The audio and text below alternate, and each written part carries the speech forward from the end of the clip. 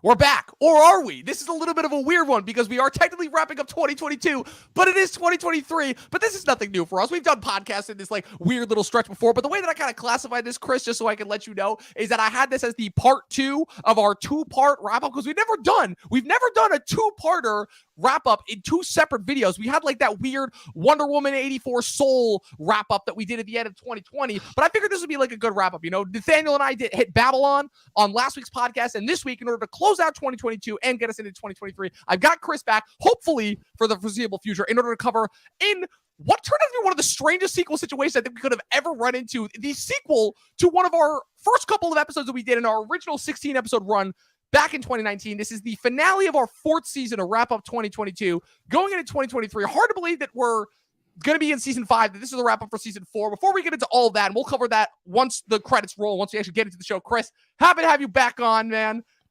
Are you ready to do this? Yeah, I just want to say Happy New Year to the Talkin TV community. I missed you guys. I'm glad to be back. Let's talk some. I don't even know what you call it. Let's just roll the damn music. Let's talk some fucking I'm TV. so stoked to be back. Let's do it, everyone. Do it.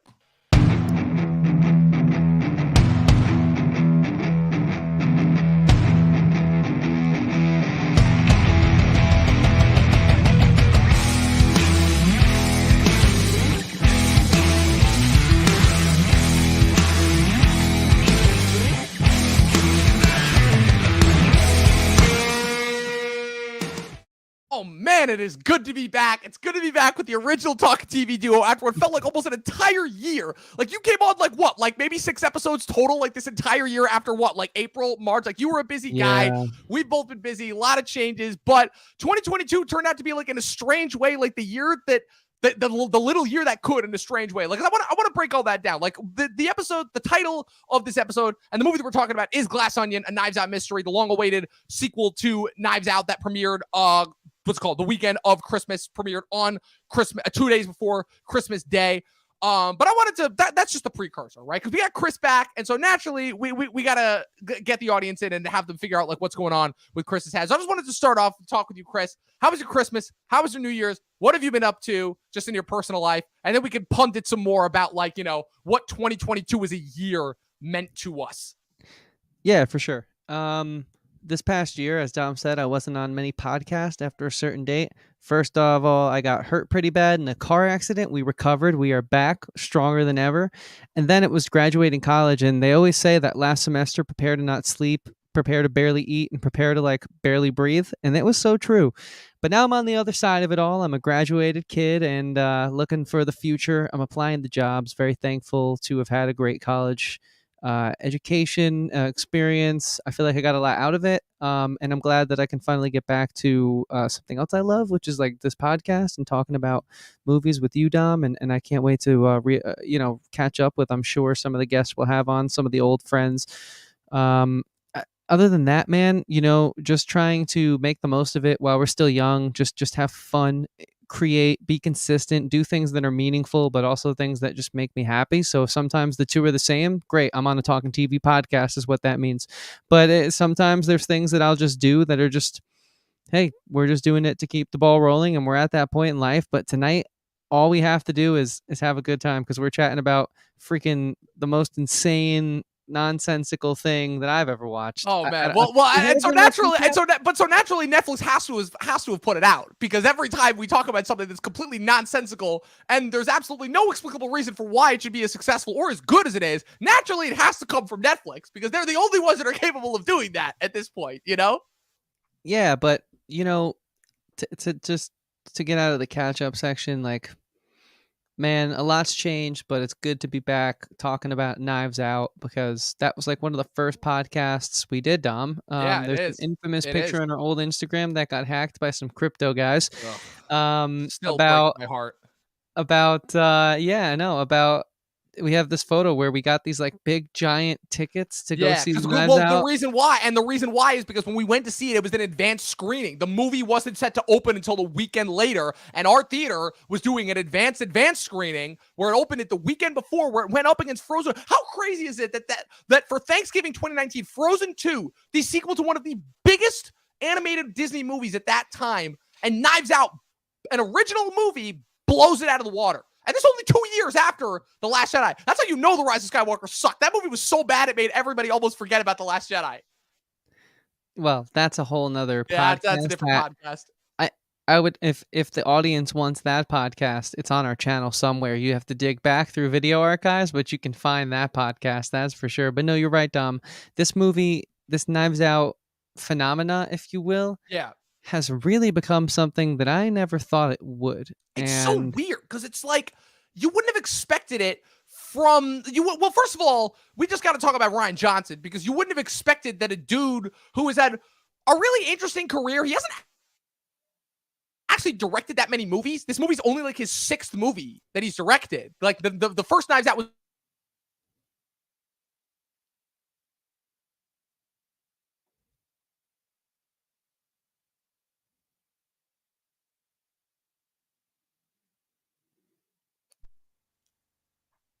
Okay. Okay, we're still good. We're still good. Okay, just had to make sure. See what I mean? But yeah, so this is only like his 6th movie. He hasn't had that many movies that he's directed, and so, but he's already like had what feels like such a big impact on the pop culture sphere.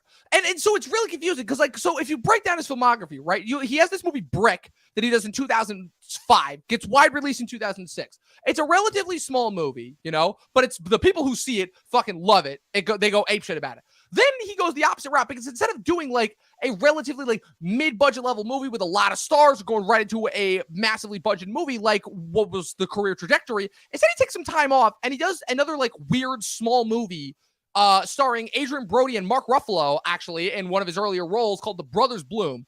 Then he really blows up and really starts to take off in 2012 with Looper, which is a time travel movie starring Joseph Gordon-Levitt and Bruce Willis. That's pretty good.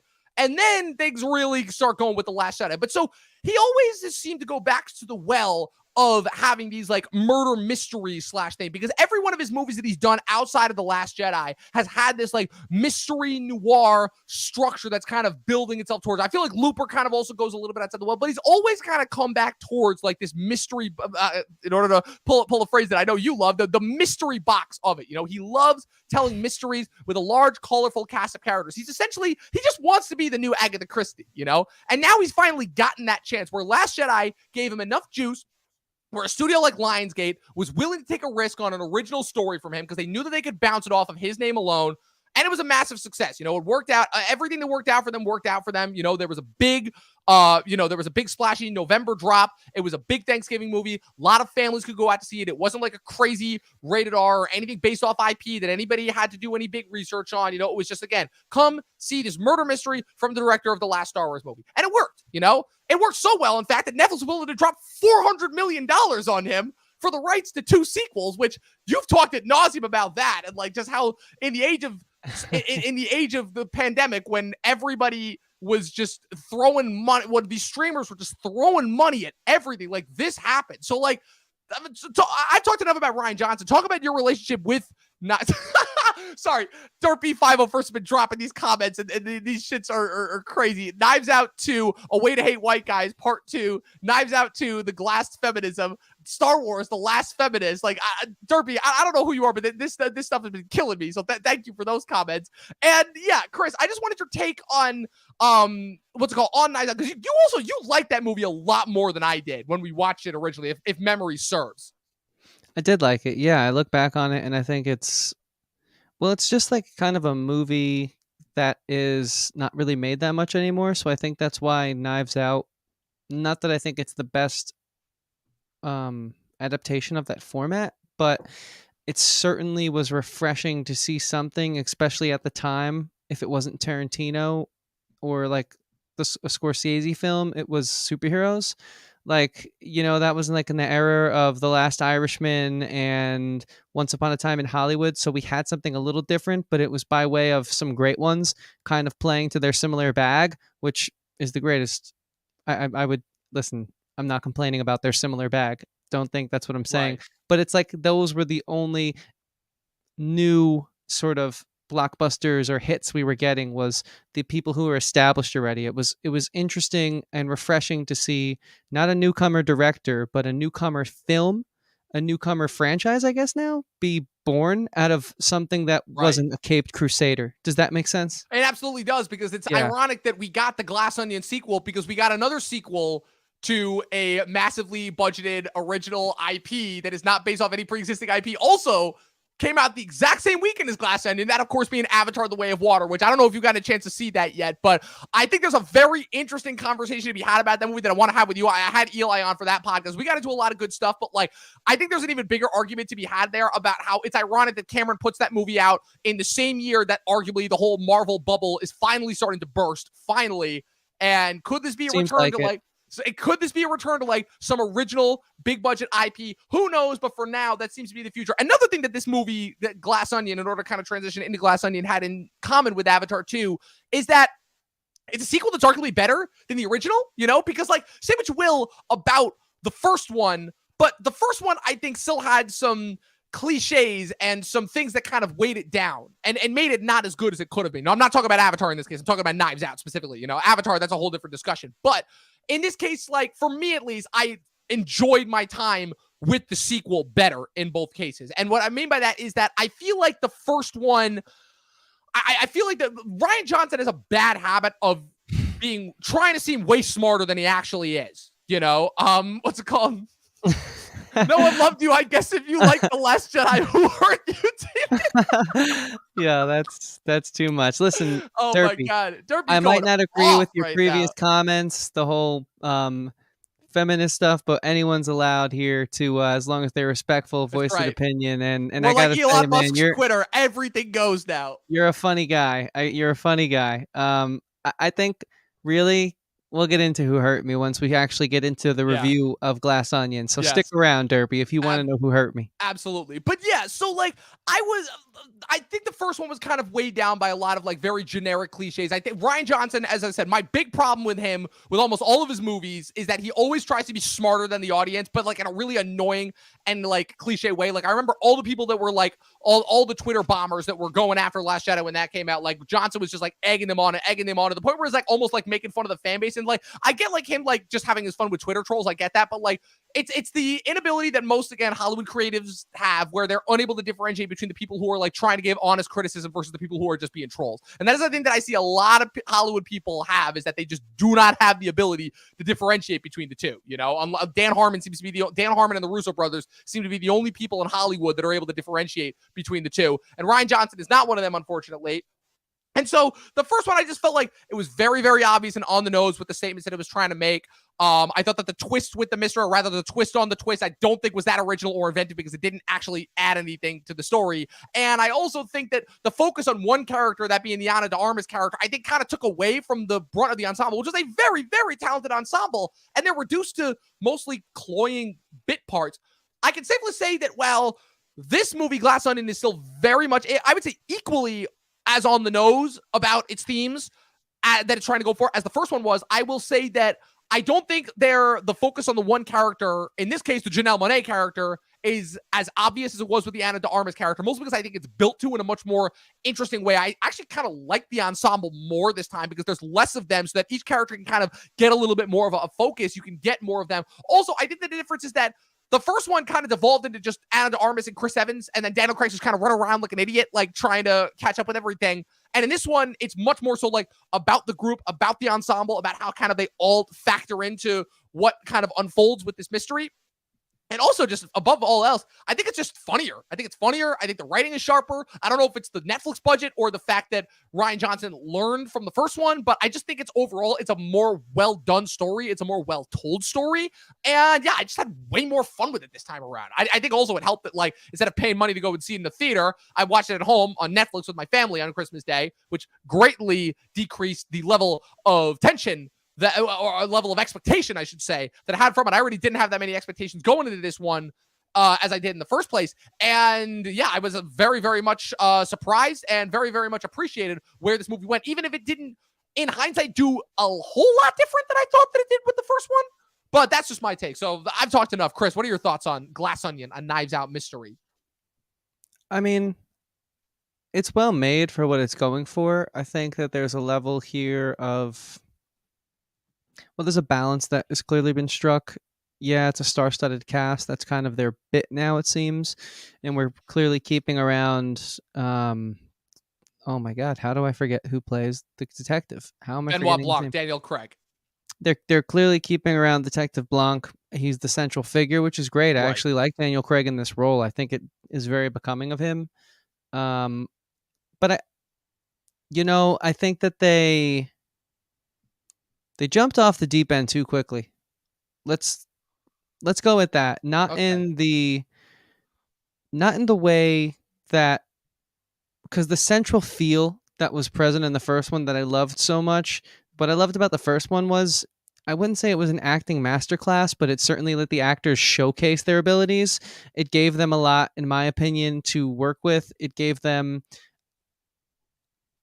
made their abilities as actors in those roles at the forefront. That's what I liked about it. They have to sell the whodunit. It's really their job. Yeah, the script is there, and it was a pretty well, it's not like different than Clue, or like I said, it's not the first Knives Out wasn't groundbreaking. It was just we hadn't seen this kind of movie in a while. And I think because we hadn't seen this kind of movie in a while, and because it was actually a well done version of an old sort of format, it became a hit. It filled a void. It showed people, hey, there is something else Hollywood can offer. How about this? And people said, you know what? How about that? I want to go see that. I like that. I'm going to tell a friend about that. It had a very talented, star studded cast who I think made the most of what they were given and brought a lot to the script on top of what they were given. It allowed them to play with each other as actors, not green screen like most of them are used to, not filming piecemeal like these Marvel films do. Like, I felt like they actually made a movie in the old traditional way, and even if they didn't, I felt like that, which was cool. It was nice to feel that way again, I think. So that's what I think the first Knives Out really did. It tapped into a want consumers were feeling. Maybe we're expressing it a little more now, as you hinted at with Marvel. Sort of, I think it's safe to say the majority now can see that Phase 4 really has been a downturn. Back then, it was a little more hidden. It was a little more covered up. Or rather, let's use a different terminology. Maybe if you don't think it was hidden or being suppressed, maybe it was just starting to emerge. And so it was kind of hard to see it because it wasn't as uncovered as it is now. We hadn't excavated their downfall as much as we have now. And so Knives Out, the first one, being more grounded, being a more traditional murder mystery, you had your familial drama, you had your big money at play, right? You had these traditional things that, I mean, why do we watch Succession? Well, there's big money at play, there's a familial drama. These are people that are in positions that are actually practical. Whereas I don't think Glass Onion, there's not much here that's practical. Not everyone knows a billionaire to get invited to a private island. Whereas in the first one, people know families who have wealth, who have drama. I mean, everyone's obsessed with Succession for a reason, and so I think it being a little more grounded was why it was such a big hit, and which is why we have Glass Onion now, obviously. Glass Onion, like I was saying, it's not at fault of the actors. I think that the actors bring as much to this one as I do think they did in the first one. Sure, it's a different cast outside of Daniel Craig, but I like the chemistry there, or rather, the adversarial nature between most of these performers. I feel it was good casting. I feel the characters, they fit the environment that they're playing in. I don't necessarily, my big gripe with this film, all of that to say now, my biggest gripe with this film is I just think we got so far away from the original formula, and I know this is now anthology, and that's fine. I guess it's not what I expected, and it didn't have to be what I expected, but it's just a little too zany. It's a little too out there, this whole Elon Musk billionaire kind of guy inviting someone to a private island in the pandemic to play a murder mystery game. You have a governor leaving her constituents. You have a failed actress who can't keep her mouth shut and is just has these tendencies that she just is Right. should be canceled for. It just seems like the issues the people had in Knives Out, the first film, they felt real. They felt human. Now it's like we know these people exist, but it's like Right. Now we're Netflix is now coming to the picture. it doesn't have the same level of humanity because when I look at like the celebrity tabloids, I think, well, these are real people, but this is no one I would ever Right. know would be in this Right. situation. It, Whereas in the first Knives Out, maybe I might know someone who's fighting for the family fortune. You know right. what I mean?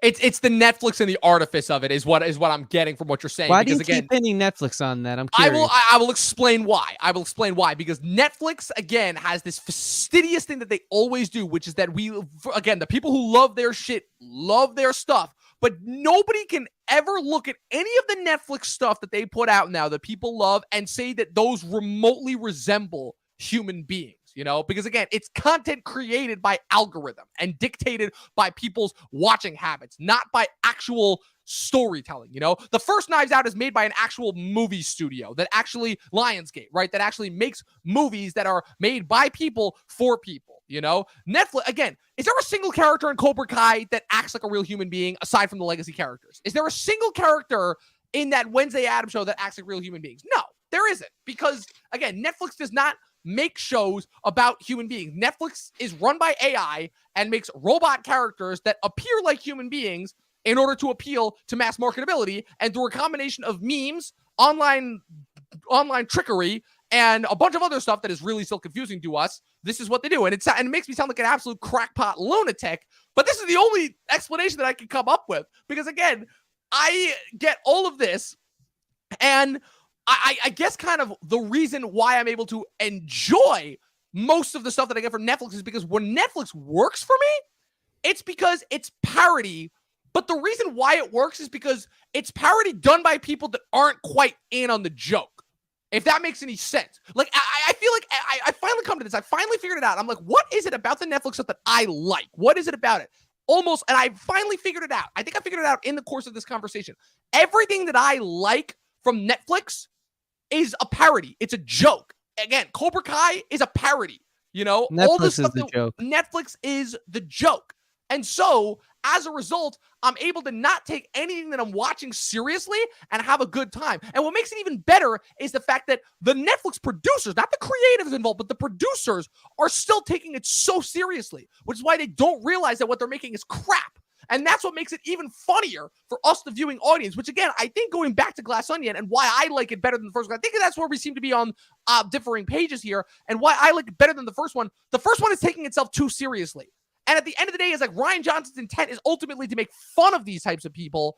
But like you said, you're able to get involved in them. And my problem comes from the fact that it's like, okay, but I don't feel like I really know any of these people. It's just a bunch of celebrities arguing, and then they keep focusing on Anna de Armas, who just looks dopey the entire time and just finds herself from situation to situation to situation. And it's like they kind of sort of have a thing to tie it all together at the end. Versus this one, I think this one feels like by nature much more well constructed. And I think that the fact that because the movie is so blatantly trying to make fun of the types of people that it is portraying here, and I think they've got a really good batch of actors that I think are way more in tune with the types of characters that they're playing. You know, Catherine Hahn as the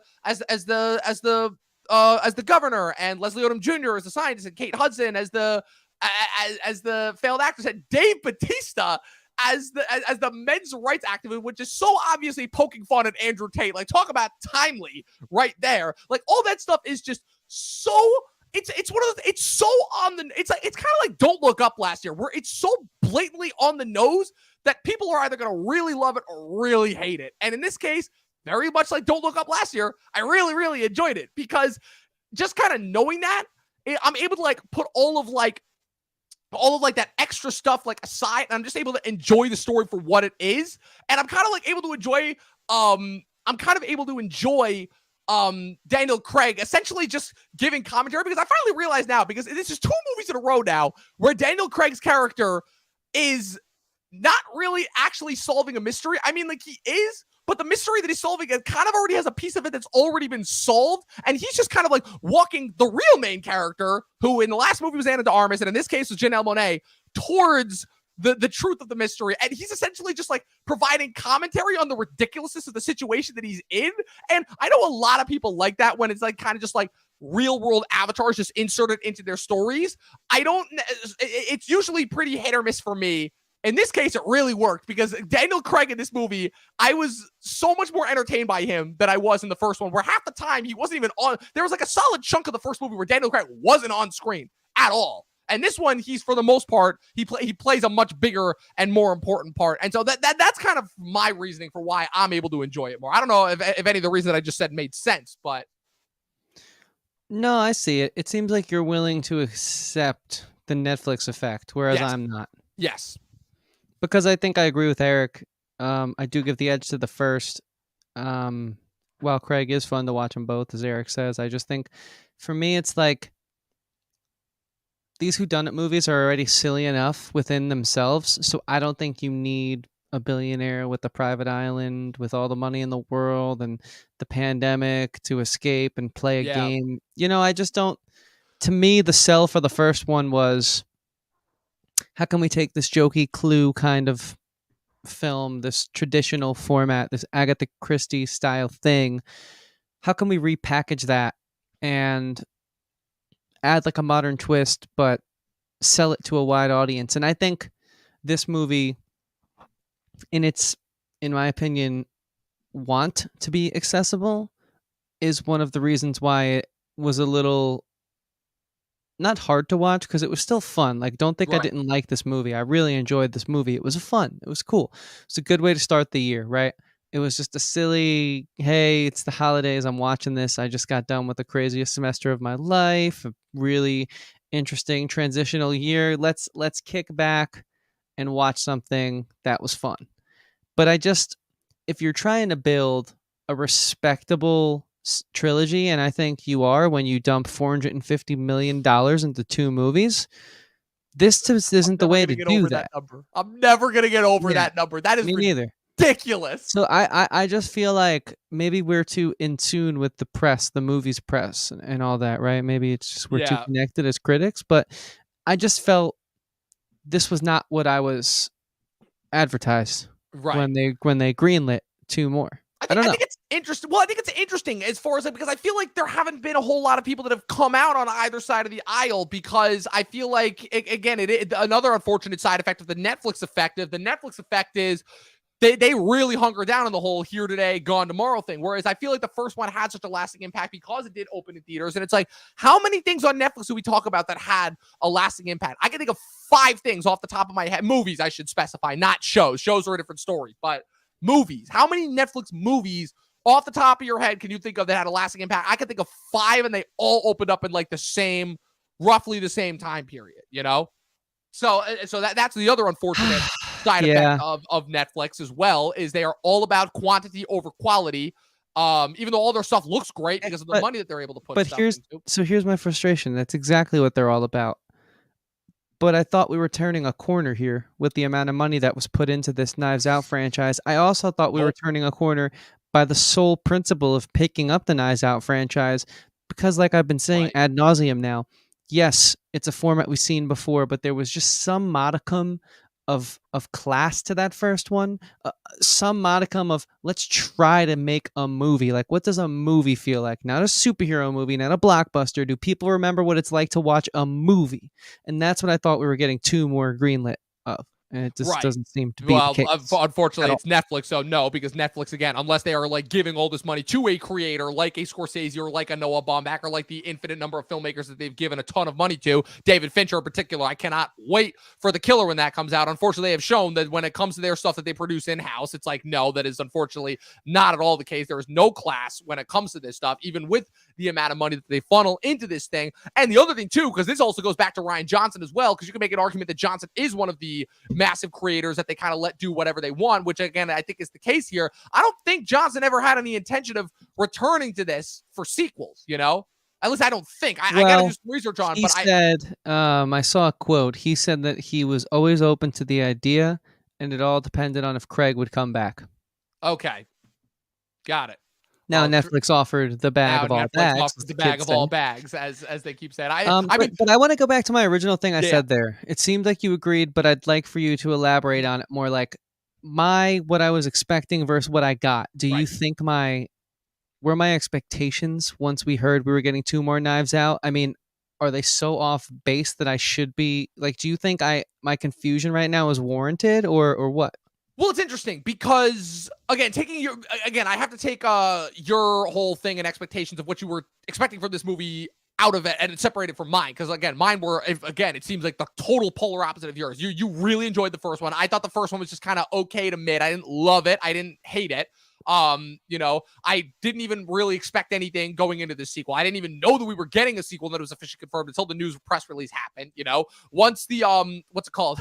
It's been 6 years. It's only been 3. But What's up, yeah. Luke? So I guess just the fact of it, like, I guess I just wasn't expecting for you to have these many expectations for this going in, because again, I knew that you were like excited for it and everything, but like, my whole thing with it is like, I always take everyone's expectations and excitement with a grain of salt, because your expectations are nothing compared to what your final thoughts on the movie are going to be. You could love it, you could hate it, regardless. So as far as trying to figure out what you didn't like about it, that seems pretty obvious. But as far as like your expectations not being where they should have been, I don't necessarily think that's the right phraseology to use, only because there's plenty of times where stuff comes out that you're expecting to be good and then isn't. Again, it's understandable. You're not as completely hard-hearted and cynical as me, where I just go in expecting that nothing is going to be good and having no expectations for anything.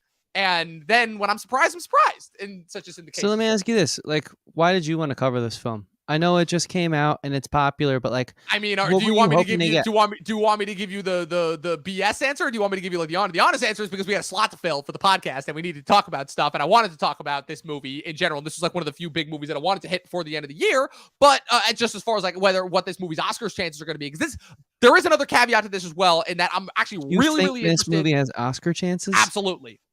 For that not I for any of the cannot actors, see. but for Best Picture. And the reason why is because Netflix always does this every year. Once a year, they always put a push behind one of their big movies, and this is their big movie of that year.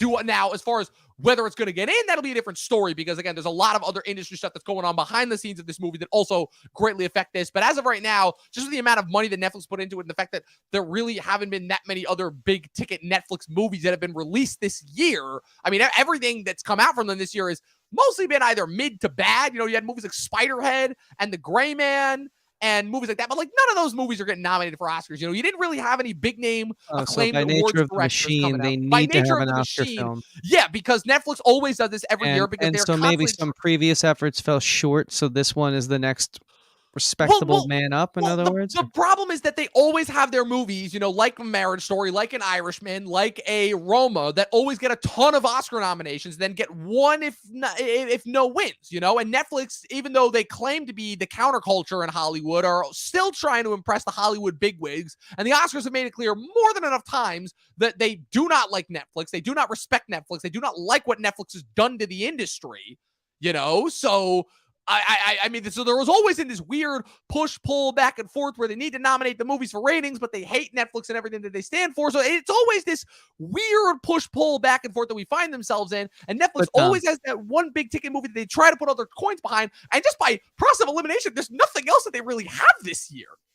Yeah, now I see your points about why they need to stay in the Oscar game. It's really something that... Because I've never understood the Netflix Oscar game. I've never ever understood it. I only understood it in 2019 when they had 2 gigantic filmmakers put out movies on Netflix with Irishman and Marriage Story, with Scorsese and Baumbach. That was the only time. And then the year before with Cuarón with Roma.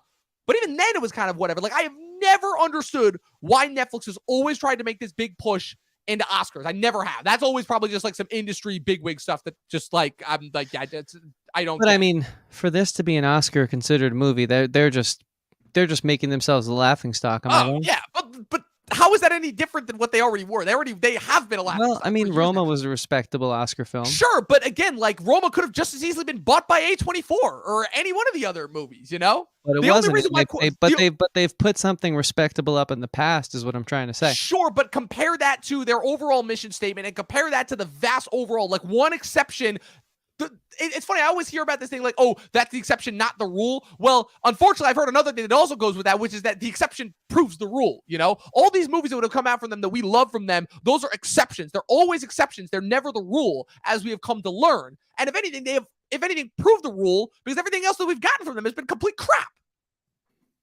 Okay, yeah, fair point. Now, you don't think this movie's complete crap? You seem I to like don't know. get into No, your opinions I do. about I this. do like it. Yeah, like I said, I very, very much enjoyed this movie. Like I said, the whole. So for starters, Johnson has made it clear that he likes doing the twist upon a twist, which is where he starts off and solves the mystery right within the first like 20 to 30 minutes, and then spends the rest of the movie showing how, oh, that wasn't what actually happened. There's a whole bunch of other backstory and stuff that goes on top of that in order to reveal, oh, there's something else that's also comes into play. I personally enjoyed that much more so this time around than I did in the first one. I think the first one, it was kind of redundant. It didn't really add anything, and it was just kind of dumb because it ended up being the exact same thing that we thought originally. And this time they didn't do that. They actually proved that, oh, there was a little bit more to that, And I think they added like a little bit more of like layers of complexity to what otherwise would have been a pretty obvious answer, Number two, I just like the ensemble more. There was less of them, so there was more time that we could spend on and focus and get to know them more. And with him, again, with each one of the characters and one of the actors, the fact that they were such a gross, obvious caricature parody of real world counterparts, like I said, that's usually a make or break for me. And in this case, it worked. Everything, specifically just Dave Bautista, for such a limited amount of screen time. Also, I love that Rian Johnson is, again, stoked the fires by saying that Bautista, something that I feel like a lot of people have known for quite a while now, which is that Bautista is the best wrestler turned actor, and that he's the only one of the big three wrestlers turned actors, him, The Rock, and John Cena. He is the best actor of the three of them, where he actually delivers his roles with a lot of pathos, with a lot of emotion. You believe that you are watching a character when you watch him, even though it is also Dave Bautista. Same thing with the rest of the cast. Again, it's a very eclectic, very different batch of actors. Catherine Hahn, Kate Hudson, Leslie Odom Jr., Ed Norton, Jessica Henwick, who has proved to be pretty bad in a lot of things recently, Janelle Monáe. It's a very different kind of a cast. It's not the cast that you would expect from the last one, which are for the most part all movie stars. So the cast, I think that's exactly what I was trying to get at when I started this thing off, Dom. It wasn't the caliber actor. It was the situation everyone was thrown in around this film that I don't think jived with me as well as I would have liked. Because you're right, I think Batista has done the best job separating himself from his WWE persona. I mean, to be honest with you, I had a thought watching this movie. Did he use wrestling as a vehicle to get into Hollywood? Was it just like, hey, walk through it? And here's the thing. I have heard that as a rumor. And if that is the case, if that is true, that is genius. Right. I mean, because I'm a big believer of walk through the doors that are open, and I wonder if he did that. And because he's so good in everything, like all the way back to that first Guardians of the Galaxy with Drax, and he's so much better than it's not just that he's good. It would be one thing if he was good, but it's that he is so much better than how you would expect. And I see him working with these incredible directors, and it's like he has talked to nausea about it. Like Denis Villeneuve has talked as cast him in multiple things. He's a very prominent part in the Dune movies. I think being an actor, he has a work ethic that is hard to come by. Yes. I mean, sorry, being an athlete, he has a work ethic that is hard to come by.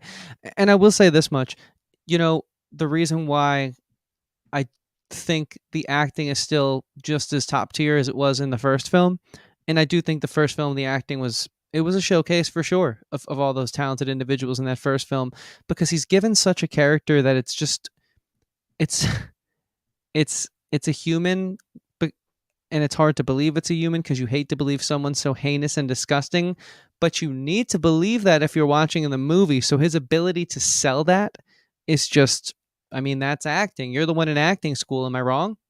Yeah. I mean, and everyone around him, though. I mean, he wasn't the only over the top one. Kate Hudson. I mean, everyone in this movie is going so over the top and giving 110%, and I love that. I love my overacting. I love it. Every single time. Isn't this the best kind of overacting? Because I think this movie boils down to, and I still don't like the premise. I still don't like the atmosphere. I still don't like the mood. But what I do like is the mastery here in both the directing, the writing, and the acting, because I think you can break the rules once you know them so well that you live, eat, breathe, and sleep them. And I think this is really a definition of shoot your free throws, learn your fundamentals, because one day you'll need to go outside of the box, but you better have that grounding before you do it. So it's believable. So it's It's I 100% entertaining. agree. And like I said, Johnson is a guy who's been breaking the rules since his first movie. Like I'm telling you, I know I've told you this before. You have got, if you want to learn everything that you need to know about Johnson as a filmmaker, you need to watch not just his first movie, but his first two movies, Brick and The Brothers Bloom. Those movies will both tell you everything that you need to know about Johnson as a filmmaker. Like a Brick, the fact that he pulls off a 1940s neo-noir setting in a mid 2000s LA high school setting is hilarious and shouldn't work, but it does. Oh, I gotta watch this at this point. But it does, and it works so much better than you would think. Also, there's a star. Also, the murder victim in that movie is Claire from Lost, so that's also another thing that I got to throw in there as well. But so here's my issue, because everyone's probably confused. How is Chris saying he likes it, yet he doesn't like it? I just don't. I think I'm having a hard time, guys, and Dom, separating myself from where we were, Knives Out to Glass Onion. That's a big leap. yeah, I also think it's a bit trendy. Knives Out. I think the first Knives Out ages like a fine wine. I think that Glass Onion, it's like champagne. If you got to drink it, or if there's an expiration date on champagne. There's not on wine. Wine can age and get better over time. Champagne, once it expires, it's done. And that's where I feel we really lost an opportunity here building this franchise, because had it been a little more practical in regards to the real world feel that we got from the first one, man, I think cinema as we know it would be in a better place today. Because I do think that first one, well, it wasn't the most groundbreaking film of all time. I do think it answered a question. Are there people who still want a more traditional type of movie? Okay, yes, there are. Let's make two more. And I just feel like we took a step backwards in what, I guess, philosophically the first one stood for, what it did. And that's just a little upsetting, the zaniness of it all. Because I think having a rich family, well, everyone knows there are rich people, but billionaires, I mean, those are few and far between. And private islands, I will never know someone who owns a private island. We'll never know someone who knows someone. Right, the relatability at the risk of trying to once again poke fun at present day subject matter. Again, I feel like that's also what was missing from Don't Look. As much as I enjoyed Don't Look Up last year, I think that's also was missing. It was missing kind of the human edge as far as like trying to poke fun at all of these caricatures and factors. I know there are a lot of people that like that, but like people like us, we need the human edge. We need something to grapple onto, to relate to. And again, Netflix is just shown time and time again, very much like Marvel, that is something they are not at all concerned with, is the human touch. So where do we go from here, Dom, with this Knives Out trilogy? Because I'm conflicted. I do want to watch another one, because I want to see. I want to see star-studded cast. I want to see them acting to the top of their ability. I love the interplay. I love the drama. But I mean, should I just brace myself for more craziness? Is the first one an anomaly? Is that too much to ask for? Take it away, Dom. I feel like the biggest thing is that the next one is also coming from Netflix, just like this one. So naturally, it'll feel more aesthetically similar to this one, at least in a way that it doesn't in the first one. I think that's another big thing too, is again, it's a big aesthetic shift. It's a very, very big aesthetic shift, because everything in Netflix has that glossy, very clean look to it. And the first one didn't have that. Also, the fact that everything with them is wide, everything, again, it feels like it was made, everything that comes from Netflix feels like it was made by a machine. And that's the difference, So that's why feels very machine made. Exactly. Like it feels like AI generated. The minute that they got to the island, I'm like, all of that is CG. And like, I don't care, because I'm having so much fun with the characters. But like, at the very least in the first one, that's a real set.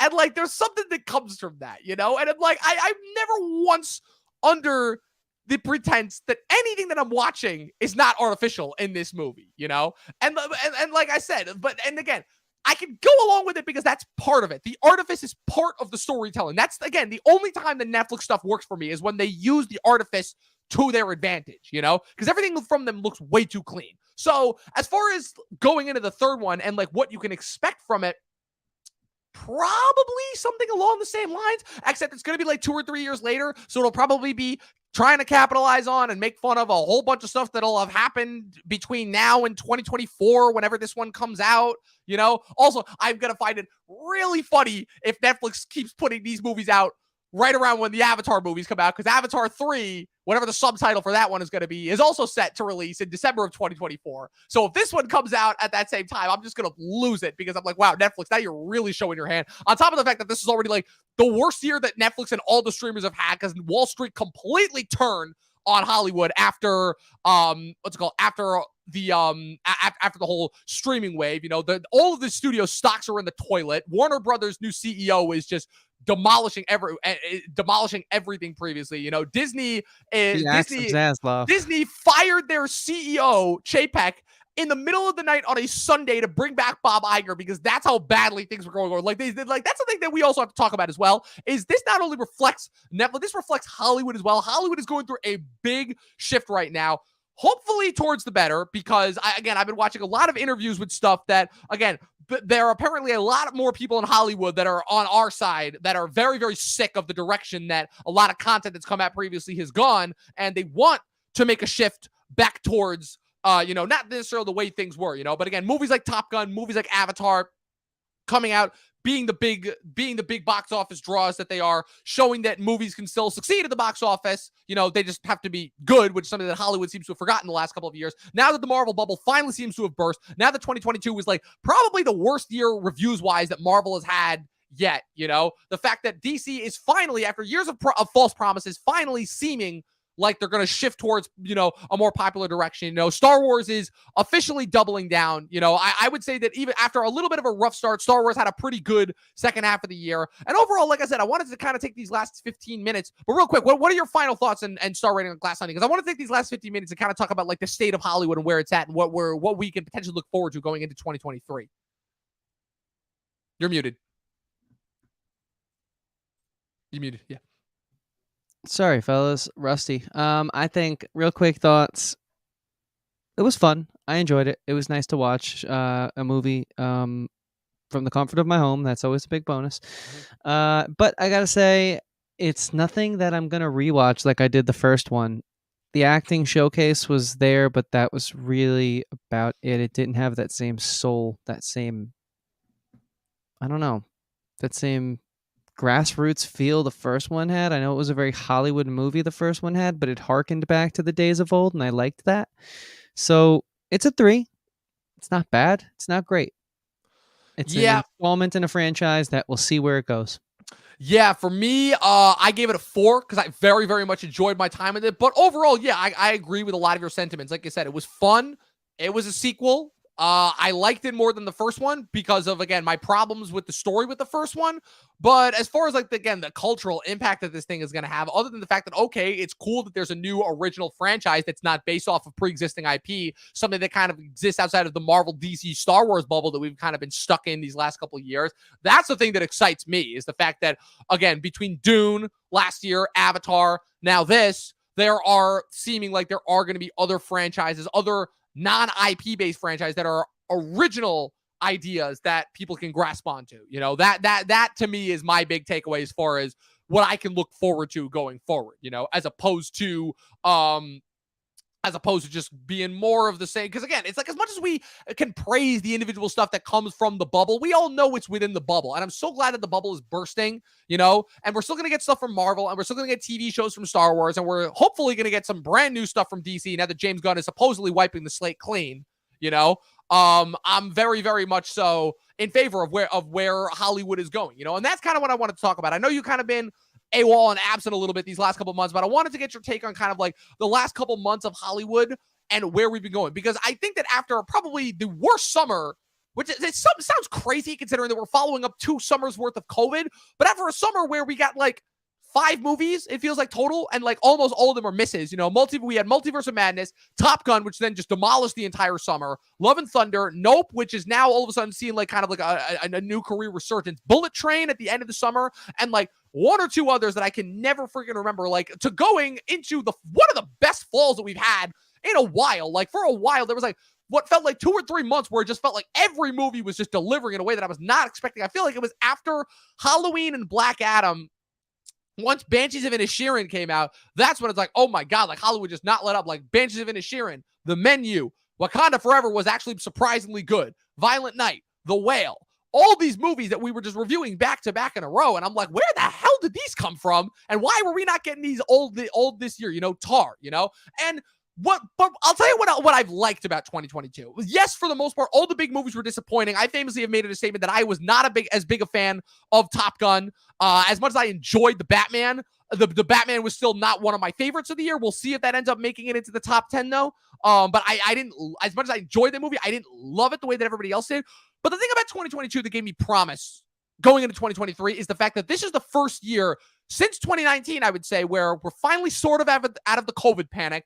And as far as movies go, it's like people are finally taking some interest in and talking about movies that are not the typical Marvel fold, because it feels like for the last year, 2021 specifically, all people talked about and watched was Marvel movies. And there were a lot of movies that came out that weren't Marvel movies, but if it wasn't a Marvel movie or an HBO Max direct day and date drop, no one was talking about it. And that's always the stuff that kills me, because I'm always in it for the smaller movies that people can find out about and talk about, because unfortunately, again, we also have to live in the world of media, which is unfortunately a rough one. And unfortunately, in the world of media, we have to acknowledge that people have to watch them and people have to be engaging in conversation about them for them to be considered successful. It doesn't no good if nobody's talking about them, unfortunately, if I'm the one person that's advocating for them. And so naturally, it made me ecstatic that people are going nuts about movies like Everything Everywhere All at Once, like Banshees of Inisherin, like The Menu, like Tar, even Avatar, which is like one of the biggest movies of the year. The fact that people are going nuts over that, and all the bullshit, stupid criticisms of,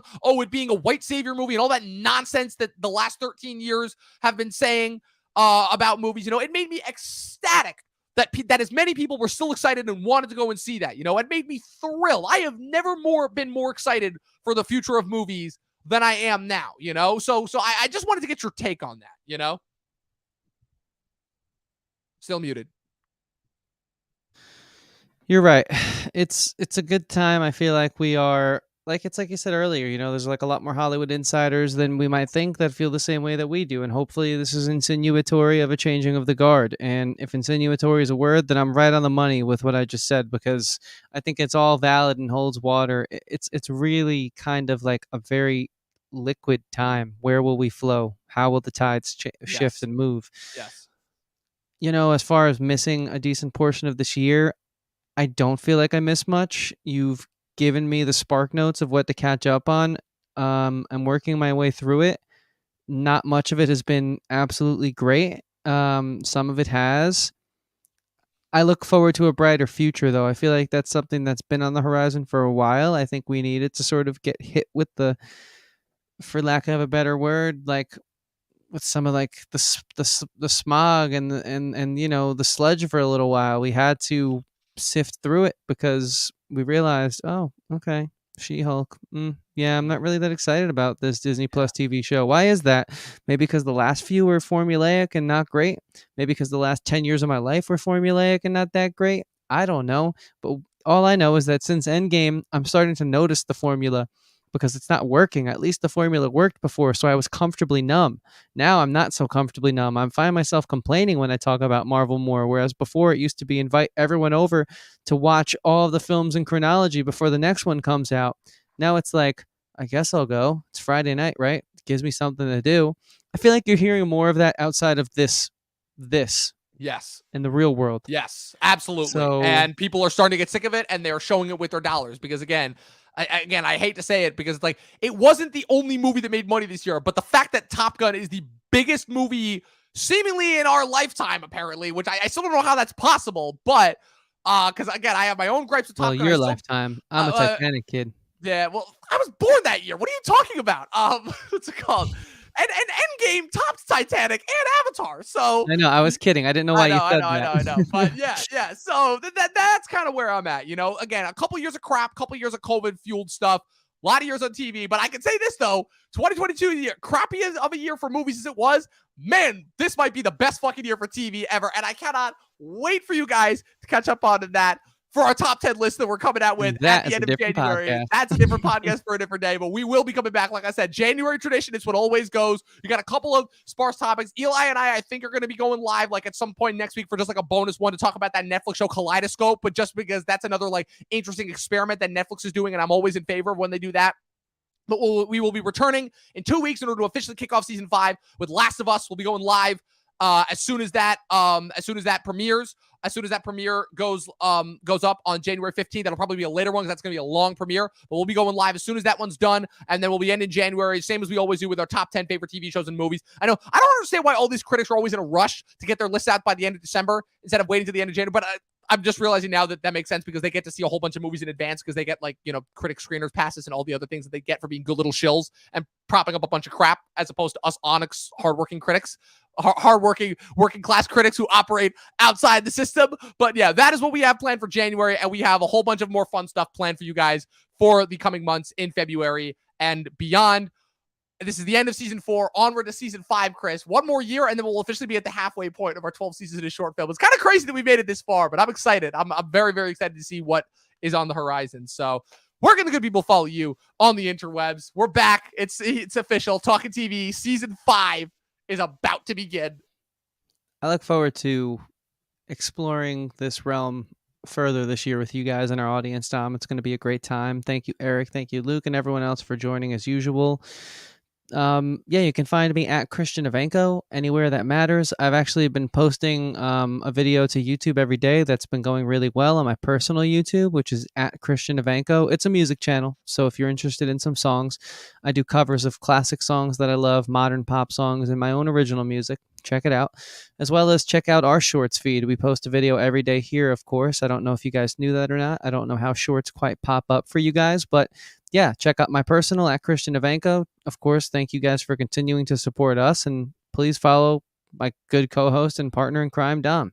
Dom, take it away, man. Where can they find you? Of course, people at Movie Nerd Reviews across all platforms. Follow the official Talkin' TV podcast across all platforms. I'm the most active on our TikTok and our YouTube shorts. I'm trying to get our Instagram back in ship shape. It's been a little bit of a rough last couple months that I've been in school, but I'm doing my best in order to try and make sure that we actually have a working page of some kind before we get into the new year. So be sure to follow us on all of that. Subscribe to us if you're new here on YouTube and Twitch, which we're streaming on simultaneously. This episode will be available on Spotify and Apple Podcasts to listen to tomorrow. Like I said, where you can listen to all of our previous episodes that we've released, going all the way back to Stranger Things Season 3, our first ever Talkin' TV episode. At one point, Chris, I am considering taking the 6 episodes that we did for the Movie Nerd podcast way back when, between like 2016 through to 2017, and publishing them at some point as like official bonus episodes. I am considering that at some point, just because that would be absolutely hilarious to see us just completely unfiltered from a completely different time period. That would be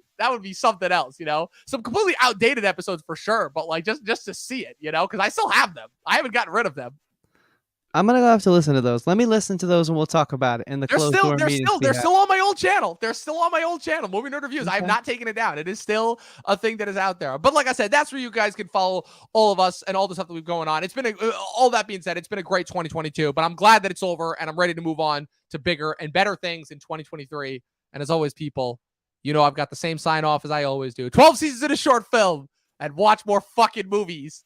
We'll see you guys in 2023. Peace out. Is Dom going to do it?